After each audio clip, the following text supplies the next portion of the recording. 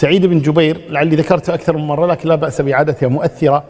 سعيد بن جبير يذكر أنه لما أمسك به الحجاج وأمر بقتله، تصور إنسان معرض للموت، فلما أمر بقتله الحجاج قال الحجاج لسعيد بن جبير أول ما دخل عليه، قال ما اسمك؟ يعرفه طبعا الحجاج لكن هكذا، قال ما اسمك؟ قال سعيد بن جبير.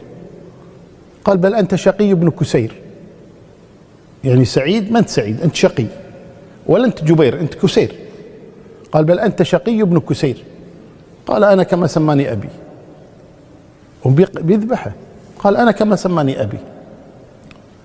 قال إني قاتلك فاختر القتلة التي تريدها، أنت ميت اختار كيف تريد أن تموت. قال اختر أنت فإن وراءك القصاص. فالشجاعة هذه، يقول اختر أنت فإن وراءك القصاص، الله سيقتص لي منك، أنت اللي تختار مو أنا اللي أختار، اختر أنت فإن وراءك القصاص. قال ماذا تريد قبل أن تموت؟ قال أصلي ركعتين.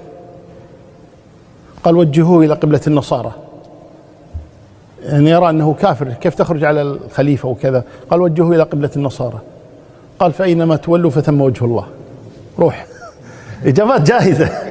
قال أينما تولوا فثم وجه الله.